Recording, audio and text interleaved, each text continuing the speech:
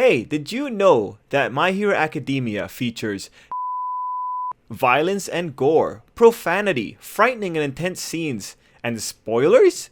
Did you know that in the United States, My Hero Academia is TV-14? In other words, YouTube, this is not for kids. It's clearly not for kids. YouTube, I hope you don't say this is for kids. Very clearly, it's your word against the world here. This is not for kids. If you're a child under the age of 13, parental guidance and all that, but this ain't for kids. All right, it's not. Okay. Hey everybody, it's Tripl-L coming in today with a My Hero Academia video. This time specifically, it's the pairs under Spotlight. It's Pair Spotlight, where I tell you a little bit about fictional relationships and how people interact with them. This time, we're looking at Aizawa and Miss Joke, otherwise known as Emmy. I don't know if that's how you pronounce it. I'm really bad at this, but hey, whatever. This is not a pronunciation video, it's a shipping video. So let's get serious, guys. There's not a lot of canon material for this ship, at least in the official anime or manga. Aizawa and Emi's interactions are entirely locked to the provisional hero license exam arc. So it's actually really funny when you come to find that AMVs on YouTube supporting the ship have more fan art than they do anime moments. For you anime fans though, you may be wondering if they made good on their promise to have that joint training that they talked about at the end of the arc. No, none of that. Don't expect that. That doesn't exist. Actually, with where the manga is with chapter 250, I heavily doubt that that training is going to occur in 2019, and kind of doubt that it will occur in 2020. Like, honestly, the way the story's going right now, nah man, I don't see it happening. So all of that is to say that we have a pretty small window from where shippers can farm the canon material, but that's okay because Miss Joke comes in fast, hard and hot like a jet plane. This woman knows what she wants. I think. I'm not sure if it's a joke, we'll talk about that later, but yeah, she comes in with enough material that she gets people excited. So quick recap, in the past their offices were close, so close that they helped each other out. In present day, Class 1A goes to their testing site. Miss Joke spots them and comes up to Aizawa. Aizawa shudders. Joke goes straight into marriage talk. Izuku gives excellent exposition. Joke comes back in hard, talking about getting married and having a family. Aizawa later calls her an obnoxious fool. They have pleasant or unpleasant small talk, depending on the perspective. And then later, they talk about holding joint training. That's it. Nothing else. So that's the canon material. That's easy to access. Let's talk about how it's being used.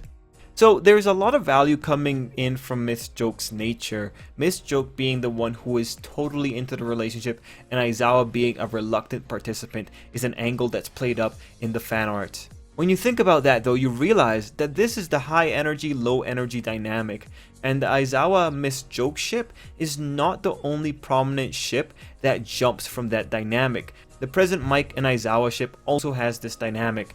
Here's the takeaways from that observation. 1. It's interesting to think that Aizawa attracts these type of people, and that's something that's referenced in Aizawa's obnoxious idiot comment. This may just be an indicator that the author likes having Aizawa bounce off of these type of characters, and if the author is comfortable with it, fans will see it and say that the characters have good chemistry. A similar thing occurs with present Mike. 2. Given the concentration of prominent fan art showing off this dynamic, I think this is one that is just really easy to work off for shippers in general. I mean, you have two character archetypes that are easy to contrast against each other and therefore easy to compare and understand. The unexpressionate guy and the expressionate gal, the guy that keeps his feelings hidden and the gal that tries to bring them out. It's easy to give this a romantic arc because it's very easy to see how one party can help the other and vice versa. Substitute gal with guy and you can also describe the same stuff that happens with the present Mike shipping. So those are takeaways. Another source of value for the ship comes in how clear it is. Since Miss Joke is so gung-ho, this ship comes off as one that is possible, and that's a factor that not many other ships in My Hero Academia have. Although it is interesting to note that that sense of possibility comes off entirely from one side of the party. At this point, the ship is still very much unrequited love, if it actually is love. But that leads me to my own personal thoughts. I question how serious Miss Joke is in all of this. See, once you're on this ship, you are taking Miss Joke's characterization at face value and you're going wild with it. And you're probably going to ignore the weird moments that don't go well with the ship. Like when she says she likes teasing Aizawa in reference to her behavior. So for me, what I'm thinking is, I think her liking Aizawa is a joke in of itself, and as far as I'm concerned, she's self-aware of it. When she later makes the joke, if you love him so much, why don't you marry him? Gross. It's self-aware humor, and it makes the whole marriage angle feel like a routine for me. She says it because it's the best way to get a reaction from Aizawa. She likes comedy shows, so the idea that this is just a fun routine isn't impossible in my mind. So here, I really feel it could be either or when it comes to this particular ship. Either the author is just making it a joke through Miss Joke's character, or Miss Joke does have some kind of sincerity underneath all of that. That's my personal thoughts on it, but there's a few other things in favor of the ship. Aizawa calls her an obnoxious idiot, but that's pretty much how he feels about President Mike, and we know how much he cares about that guy. So that's not a con to the ship in any which way. In fact, him identifying her as one might imply he cares about her, since Aizawa gets kinda tsundere with this personality type. This is evident when he's willing to continue associating with her for joint training. Although you could say that Aizawa is just thinking solely of the benefits for his students at that point. Again, unclear, so it helps the shipping. If there's one thing that is absolute though, it's that Miss Joke legit wants to make Aizawa laugh. That's an intent that can be easily made romantic. Another thing, Miss Joke does legit know Aizawa well enough to know that him having a class is irregular. On Aizawa's side, Aizawa knows Joke well enough to know when to erase her quirk. That's actually a really strong point. For that to work, Aizawa would have to have observed her for a long period of time to know her tells. One last thing that I think is worth noting comes from the Vigilante spin-off. When we get a glimpse of young Aizawa's future. This page gives us mostly scenes of him being a hero and training, but there's 3 characters we know mixed in. 2 are from Vigilantes, Koichi and Knuckle Duster, and the final one is Miss Joke. 3 ways you can read this are: 1. Given that Joke is mixed into Aizawa's journey as a hero, the journey illustrated in the pages that show us how he became the hero he is today, you could say that she is as crucial to who he is as his training is.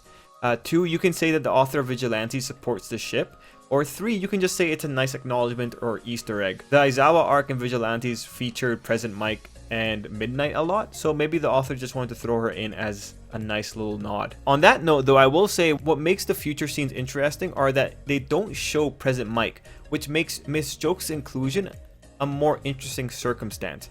For this case though, I do think it's just better to think it was a nice Easter egg. Fun facts, when we're talking about metrics in terms of search interest, the present Mike Aizawa ship beats this ship out, and it is the more searched ship on YouTube.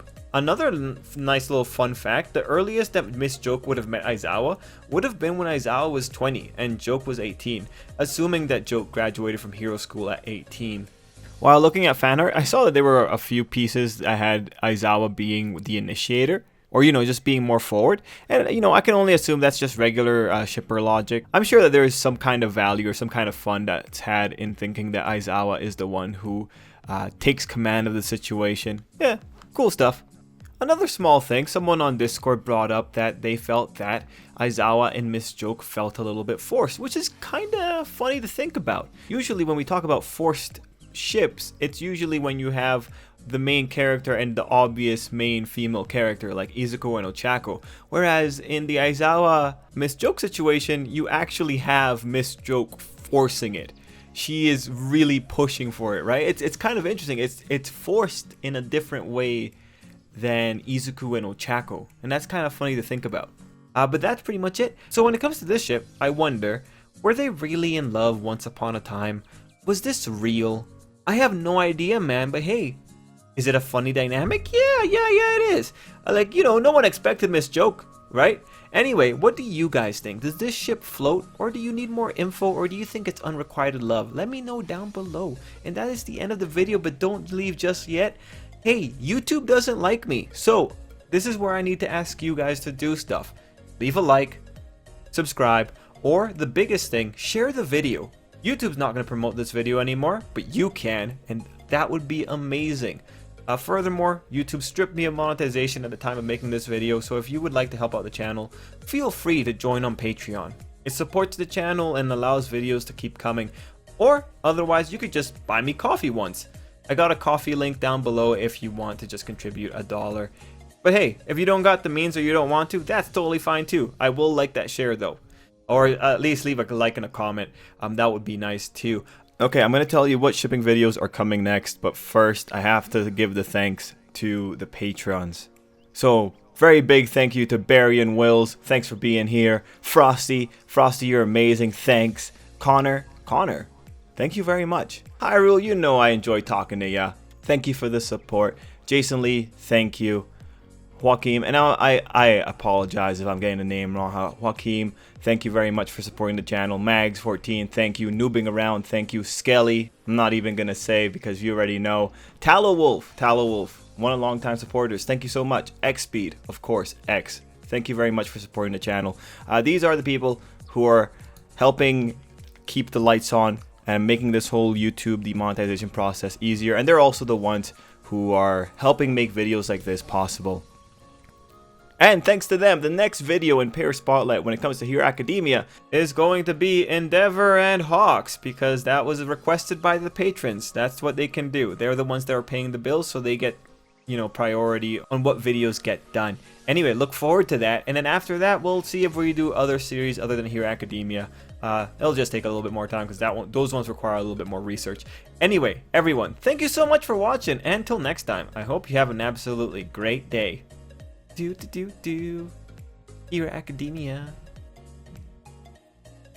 Doop.